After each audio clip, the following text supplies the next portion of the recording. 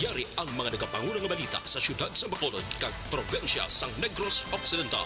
Mga balita lokal, nasyonal, sa Aksyon, Balitang Bayan. Numero 1, Aksyon, Balitang Bayan. Numero 1, two-time kapisanan ng mga broadcasters. Golden Dove nominee for Best Provincial Newscast. Aksyon, Balitang Bayan. Numero 1. Aksyon, Balitang Bayan. Numero 1. Kagkaroon ang inyo News Team.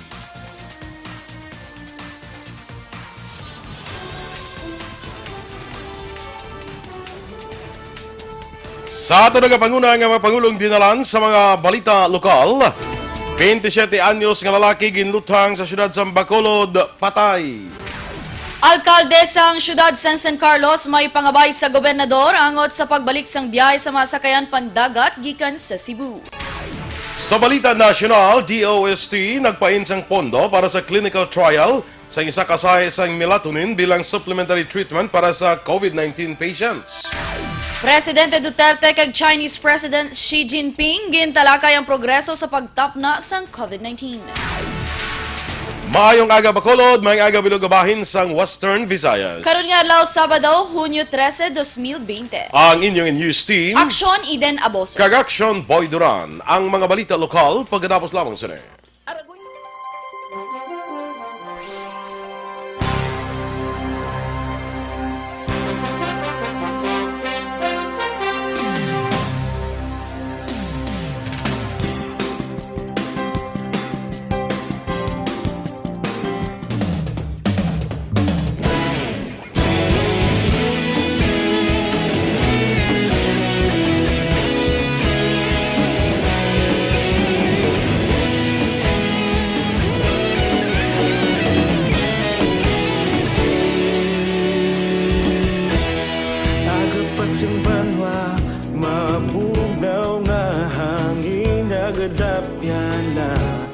Ikaw nang ginapamati ang namon ginasandigan.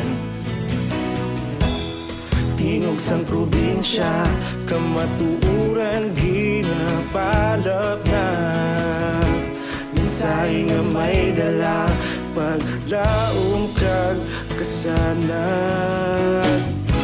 Tinuig na nagligan, ikaw gihapon ang ako nga istasyon. Sa pagbudlak sang adlaw, sa pagtuhaw sang biton. Mga balita ang dala inspirasyon. Aksyon radyo, Bacolod man sa gihapon. Patayon Aksyon radyo, Bacolod saludo sa imo. Patayon Aksyon radyo, salamat kisa pagserbisyo. Patas kag balanse, matuod nga mensahe, wala sang ginadampingan. Patayon Aksyon radyo.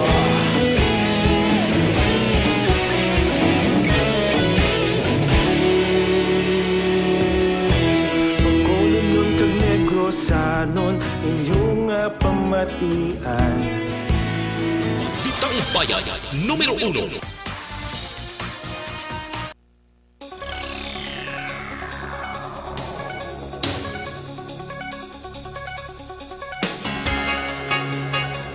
Aksyon Radio Philippines Standard Time, las 6:08 sa detalye na sang mga balita lokal. Patay ang isa ka lalaki matapos ginlutang sa Purok Boulevard, Barangay 13, Syudad sa Bacolod, malas 12:40 na kahapon sang hapon. Ang napatay ginkilala kay Nico Hussein, 27 anyos, kag pumuluyo sa Purok Kingfisher A, Barangay 16, Syudad sa Bacolod. Sa interview sa Aksyon Radio, ginpahayag ni Police Station 1 Commander Major Jovel Sidel nga base sa palayag sang testigo, ginaligar nga may 3 pa kaupod si Hussein samtang yara sa Baywalk sa reclamation area. Apa ang napatay mo lamang ang napalapit sa puti nga van. Dugang pa tungod malayo sa lugar ang testigo, ginpahayag nga nakabati lamang ini sang 3 kalupok sang armas lutang kag nakit-an ang pagdalagan ni Hussein kag sang 3 pa niya ka mga kaupod.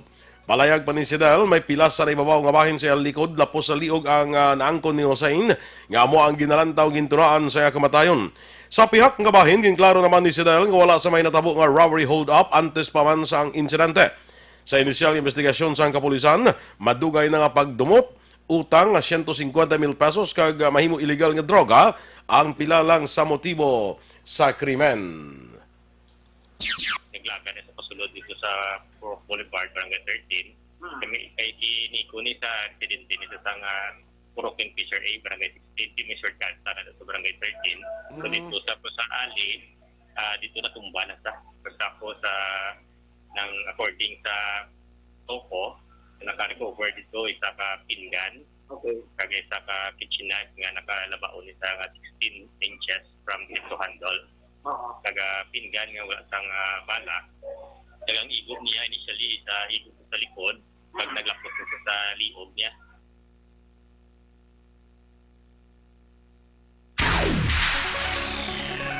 Ginapangabay naman ni San Carlos City Mayor Rene Gustilo kag mga opisyal sa syudad kay Negros Occidental Governor Eugenio Aksyon nga kun mahimo hindi pagpanugutan ang pagbalik sang biyahe sang passenger vessels gikan sa Toledo Port padulong naman sa San Carlos Port tungod nagadamo pa ang kaso sang COVID-19 sa Cebu. Sunod kay Gustilo kulang ang ila sini nga pasilidad nga pamtangan sa mga pasahero nga ipaydalom sa quarantine. Ilabi na nga hindi pagilabtan ni Gustilo ang mga eskwelahan tungod magabukas na ang klase sa Agosto 24. Sa karon nagapreparar sang bunk house si Gustilo nga makaakomodar sang 40 ka mga persona in kaso gyud man nga madayon ang pagbalik sang biyahe. Ginpalayag ni Gustilo nga nagbakal ang lokal nga syudad sang ukon lokal nga panguluhan sang syudad sang 10,000 ka rapid testing kits kag 2,000 na diri ang ila sini nga nausar. Ginpalayag man sang alkalde nga kuntani hatagan ligwas sang gobyerno nasyonal ang mga lokal nga opisyal nga magdesisyon para sa ikaayo sang ila na sakupan. Kung pwede, hindi lang. Di ba na siya kung well prepared kita the same as Galatabo, Blasubong sa Manila, Bacolod, paper flight. May sleeper flight kita, so pwede na siguro schedule ang arrival kay number 1. We don't have a complete facility kung IPUM na sila. Si San Carlos City Mayor Rene Gustilo. Ginarespeto ni Governor Eugenio Aksyon ang desisyon sa mga opisyal sa siyudad sa San Carlos angot sa pangabay nga hindi pagpanugutan ang biyahe gikan sa Cebu. Sunod kay Aksyon at alala niya istoryon si Escalante City Mayor Melesio Yap Jr. kung padayon ini nga magabaton sang mga pasahero gikan sa Cebu via Tabuelan Port. Samtang ginbulgar ni Aksyon sa una nila nga pag-istoryahanay ni San Carlos City Mayor Rene Gustilo, nagpanugot ng alkalde nga kumudahon ang mga pasahero nga mag-abot gikan Cebu apang naglain ang desisyon sini matapos madamo sa mga locally stranded individuals gikan sa Cebu ang nagpositibo sa virus base man sa DOH Bulletin. Sa iban pang balita lokal, ginapangunahan naman ni Negros Occidental Police Provincial Officer in Charge Colonel Romy Palge ang pagdumdum sang ika-122 nga Independence Day kahapon nga adlaw. Nagpatigayon sang simple nga programang nokpo sa diin gintambungan ini sang limitado nga kapulisan kag ginpatuman ng social o physical distancing. Magluwas sa nokpo nagpatigayon man ang tanan nga estasyon sa probinsya sang pagkomemorar. Nakatutok sa pandemic ang mensahe ni Palge sa manduman ni PNP Chief Archie Gamboa. Dismayado naman ang mga progresibo nga grupo matapos wala madayon ang programa nga patagyunon kuntani sa Fountain of Justice at tubang sang daan nga City Hall sa Dalan Araneta, Siyudad sang Bacolod kahapon. Sunod kay Reneo Longinos, ang spokesman sang bagong alyansang Makabayan na Negros, antes pa magsugod ang marcha ka ang programa, nagplastar na ang marabok nga mga kapulisan sa Fountain of Justice rason kung nga napilitan ang grupo nga liwaton ang plano kag sa baylon nagmarcha halin sa Bishop's House, naglibot sa plaza publika kag gilayon man nagbalik sa ginhalinan nga lugar sa simbahan. Duang Longinos, apisar nga yara sa krisis ang pungsod, yara sa gyapon ang kinamatarong sini nga magpalayag sang sentimiento kag opinyon, gani hindi paglapas sa mando ang pagpatigayon sang kaangay nga aktibidad. Bit-bit ang mga signages, malino nga naglibot sa plaza publika sa siyudad sa Bacolod ang mga rallyesta. Nag-deploy ang Bacolod City Police Office ang mga kapulisan sa mga dalanon ilabi na malapit sa Fountain of Justice bilang preparasyon hinali may magbayular sa social distancing sa mga nagaupod sang hublag protesta. Sunod kay BCPO Director Police Colonel Henry Biñas, anuman nga inadlaw sadto ginapagustuhan man ang mga progresibo nga grupo sa pagpatigayon sang protesta apang karon bangod sang krisis, wala ini ginarekomendar ni Biñas. Sunod kay Biñas, yara lamang ang pulis agud magbantay sang sitwasyon sa palibot.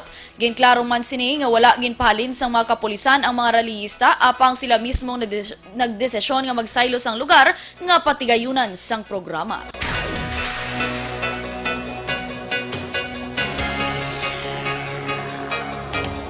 Ginapangabay sang Bacolod Youth Alliance nga grupo nga bawion ni Congressman Greg Gasataya ang siniboto nga yes with reservation sa anti-terror bill. Sunod kay Krishna Ariola, founding member sa mga grupo, nagpadala na sila sang sulat sa opisina ni Gasataya kang nagahulat sang sawat.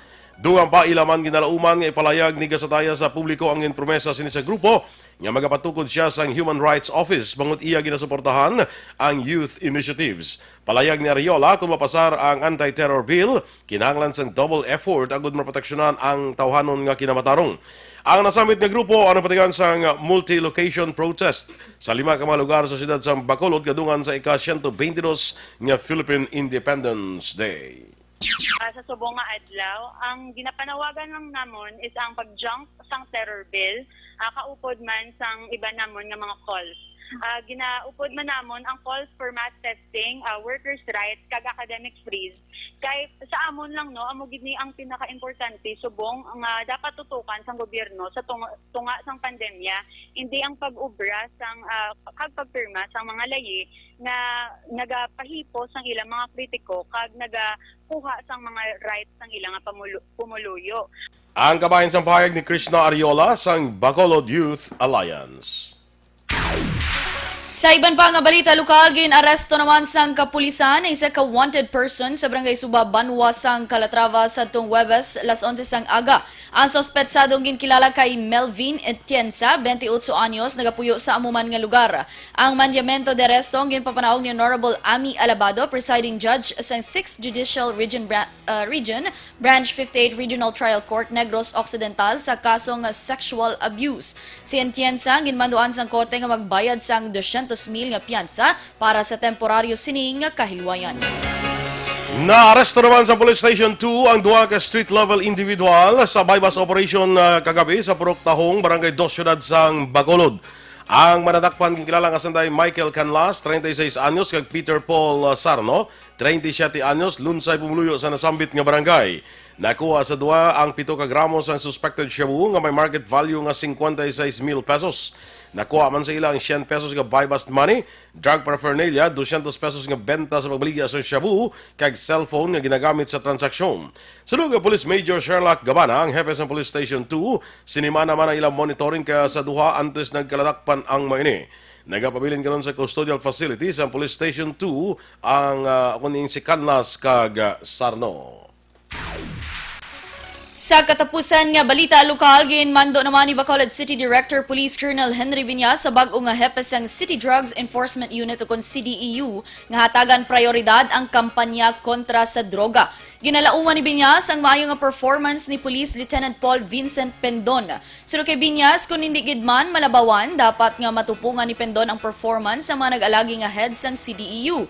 Damlag pa may report nga nabato ng Bacolod PNP nga may nagatinguha nga magpasulod sang droga diri sa syudad sang Bacolod. Dugang pa ni Viñas na apektuhan ang negosyo sang droga sa syudad matapos ginpatuman ng ECQ kag GCQ.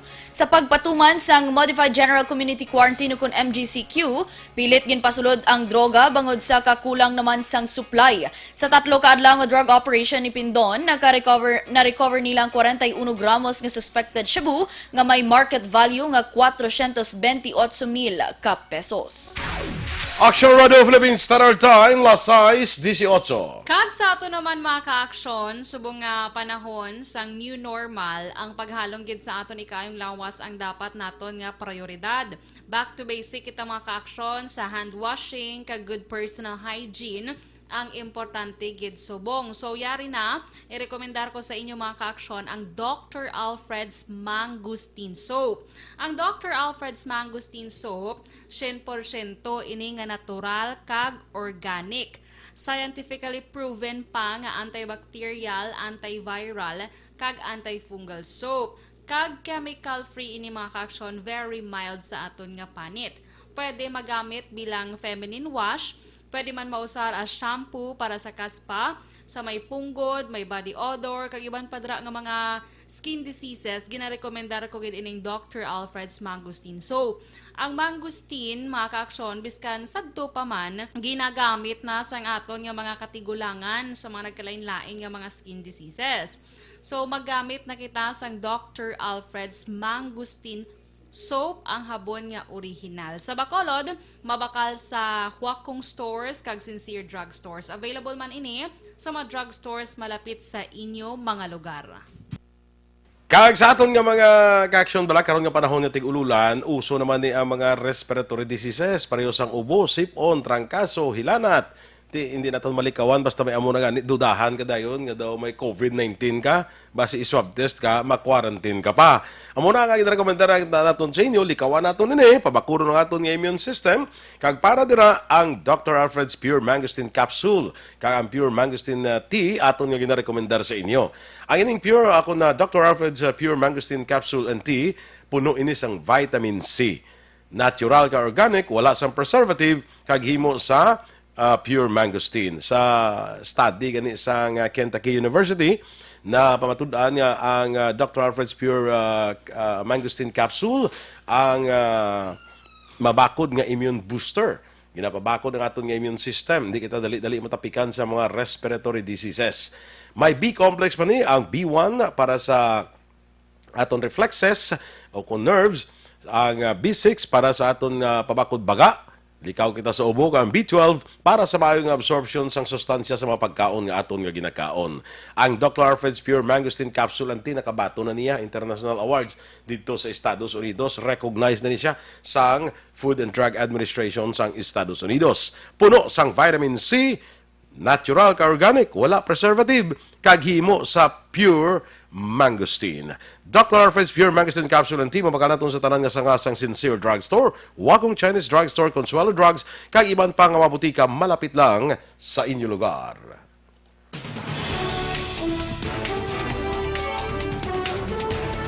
DOST nagpain sang pondo para sa clinical trial sang melatonin bilang supplementary treatment para sa COVID-19 patients. Samtang Presidente Duterte kag Chinese President Xi Jinping gintalakay ang progreso sa pagtapna sang COVID-19. Ang mga balita nasyonal sa pagbalik sang Aksyon, Balitang Bayan, Numero 1.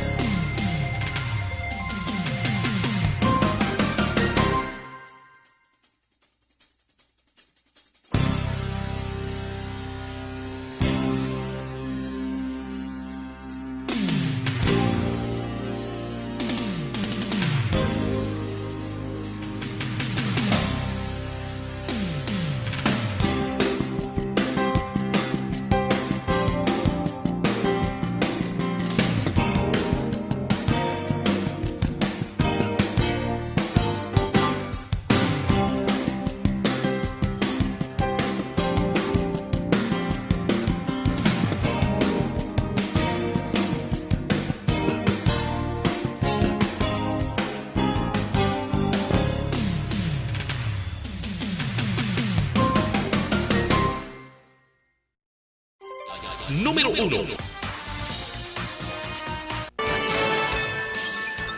Aksyon Radio Philippines Standard Time, las 6:26, detalye na sang mga balita nasyonal. Nagalukar sang 9.8 milyones pesos nga pondo ang Department of Science and Technology para sa clinical trials para sa pag-usar sang sleep-regulating hormone nga melatonin bilang supplementary treatment para sa COVID-19 patients. Ginanunsyo ni DOST Secretary Fortunato de la Peña nga ginaprobahan na sang Philippine Council for Health Research and Development ang clinical trial. Ginpasiguro naman ni De La Peña nga ang melatonin isa ka safe, available kag barato nga supplement. Duha pa ni De La Peña nga may iban nga pungsod ang usar na sang melatonin bilang posible bulong para sa COVID-19 patients. Nagistoryahan na naman sa telepono sanday Presidente Rodrigo Duterte kag Chinese President Xi Jinping. Sunod sa Malacanang, Huwebes ang gabi sa naistoryahanay ang duha ka lider nga naglawig sang 38 minutos. Gintalakay sang duha ang progreso sa pagtapna sang COVID-19 kag strategy sa pagbalik sang ekonomiya. Para kaangay man sa ukon pareho man nga naghatag sang commitment ang duha sa pagtapna sang sakit bilang kabahin sang international effort sa gud malikawan ang paglapta pa sang virus. Na-mention man ni Presidente Duterte kay Xi Jinping ang importansya sang kooperasyon sa pagpatigayan sang research trials para sa COVID-19 vaccine development kag ang importansya nga mangin accessible kag barato ini sa tanan nga pungsod. Ginpasiguro naman ni Xi nga ang bakuna sang China ang available para sa tanan nga pungsod kag ang Pilipinas nga isa ka friendly neighbor ang mangin prioridad nga mahatagan sang vaccine. Ginkonformar ni Presidential Spokesman Harry Roque nga magabalik na sa Metro Manila karon nga weekend si Presidente Rodrigo Duterte. Sa Malacanang naman patagiyunon sang Presidente iya pagsapol sa Interagency Task Force. Diri naman iga-anunsyo sang Presidente ang mangin desisyon sinisi ipatuman nga community quarantine sa Metro Manila kay iban pang lugar sang pungsod sa Hunyo 15 adlaw sang Lunes. Madumduman ang nakaligan nga sapol sang IETF kaupod ng Presidente ang ginpatigayon sa siyudad sa Davao. Naimuloan nagpauli sa siyudad ang Presidente matapos nga magpaidalon sa General Community Quarantine ang Metro Manila bago madugay na ini nga wala nakabiyahe papauli bangod man sa nagapadayon nga lockdown. Ginabi-abi naman ni Presidente Rodrigo Duterte ang pagbalik sang duha ka overseas Filipino workers nga ginhatagan sang pardon sa Bahrain. Sanday Roderick Aguinaldo kag Edward Benjamin Garcia ang papanaugan kung tani isang penalidad nga kamatayon sang foreign national apang ginhatagan ang mga inisang pardon sang hari sang Bahrain nga si Hamad bin Isa Al Khalifa kadungan sang okasyon sang Eid al-Fitr nagligan nga bulan. Ang duhang kalakip sa 16 ka mga Pinoy nga ginhatagan sang royal pardon nagligan nga bulan. Ginkonsiderar naman ni Presidente Duterte ang royal pardon nga isa ka indikasyon sa madalom nga relasyon sang Pilipinas kag Bahrain. Ginanunsyo sa Embahada sa Pilipinas sa Beijing nga COVID-19-free Filipino community na ang mga Pinoy sa mainland China matapos nga nakarecover ng isa ka lalaki nga pasyente. Sa televised briefing, gipahayag ni Ambassador Jose Santiago Santa Romana nga ang ila record wala nagalakip sa kumpirmado nga kaso sa mga Pinoy nga yara sa Hong Kong kag Macau. Ginreport man ni Romana nga may 265 ka Pinoy ang nagpabutyag sang kagustuhan nga makapauli sa Pilipinas tungod sa epekto sang pandemic nga nadulot sang ekonomiya sa pungsod. Naglabot naman sa 5,454 ang total recoveries ng COVID-19 sa Pilipinas matapos nakarecord sang 289 kapanibag-ong nga kaso.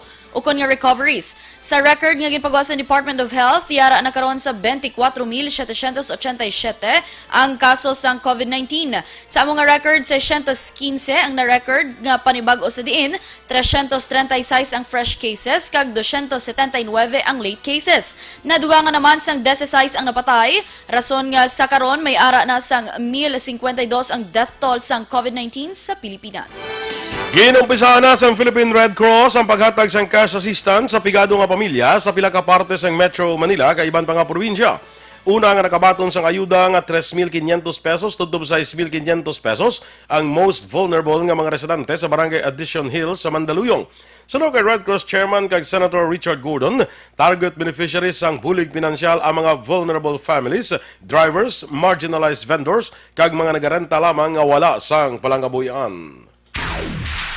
Nagpangaya naman sa pasaylo ang state-run nga PTV matapos sinigin gamit ang litrato ni Emilio Aguinaldo, ang pinakaunang nga presidente sa Pilipinas bilang revolutionary leader nga si Andres Bonifacio. Ang litrato ni Aguinaldo gingamit sa feature nga para kuntani ka Bonifacio kadungan sa special coverage sang PTV sa ika-122 nga Philippine Independence Day. Sunod sa PTV na insakto na ang nahimo nga sala kag gin-upload na ang revised version sa social media page sang network. Si Bonifacio among leaders sang Katipunan Movement sa panahon sang Spanish Colonial. Aksyon Radio Philippine Standard Time, las 6:31.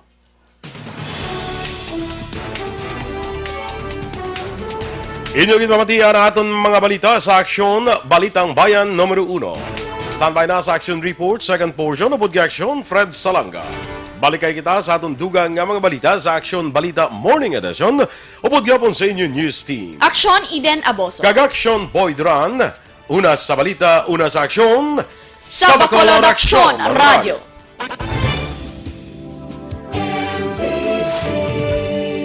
Manila Broadcasting Company. Sa balita, komentaryo, issue,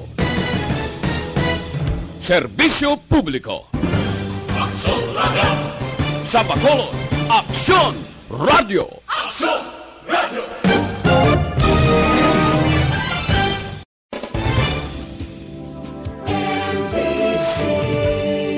Manila Broadcasting Company. Sa balita, komentaryo, issue, serbisyo publiko.